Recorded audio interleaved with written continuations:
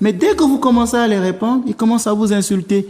Les gens viennent sur les réseaux dire Père Ménas, il est hérétique, Père Ménas, c'est un satanique, Père Ménas, il est franc-maçon, Père Ménas, c'est le diable, Père Ménas, ceci, Père Ménas, cela. Ah, avant, quand on ne vous répondait pas, ça ne faisait pas un problème. Dès qu'on a commencé à vous répondre, vous venez m'insulter. Eh bien, ce n'est pas grave. Moi, je continuerai à dénoncer l'erreur. Je suis dans mon droit. Il y a des gens qui m'ont dit, mais non, il ne faut pas leur répondre. J'ai dit, non, c'est dans mon droit. C'est Saint Paul qui dit qu'il faut prêcher l'évangile à temps et à contre-temps. Il dit même qu'il faut dénoncer l'erreur. Donc, notre but à nous, c'est de dénoncer l'erreur. Il faut dire où se trouve la vérité, mais dans un langage de charité.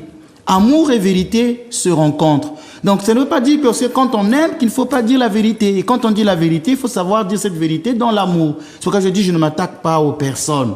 Je m'attaque aux doctrines pour leur dire, ça c'est pas bon, ça c'est vrai, ça c'est plutôt ceci. D'où nous allons créer cette nouvelle émission. On en aura deux maintenant. Il y a orthodoxie et droit de réponse.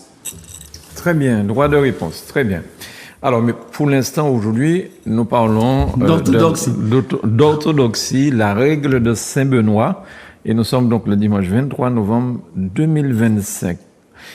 Père Ménas, qu'est-ce que la règle de Saint-Benoît? Alors, Saint-Benoît n'a pas d'abord voulu créer une œuvre originale, puisque les règles monastiques existaient déjà bien avant. Avant même Saint-Benoît, il y a déjà des moines, des anciens moines, qui avaient fait des règles. Notamment, il y a Saint-Basile, même Saint-Augustin avait une règle, Saint-Léon le Grand. Vous avez par exemple d'autres saints comme Saint-Antoine, qui était un père, c'est le père de la vie monastique, là, dans le désert d'Égypte. Son fils spirituel, c'est Saint-Macaire. Donc, il y avait déjà des règles à l'époque.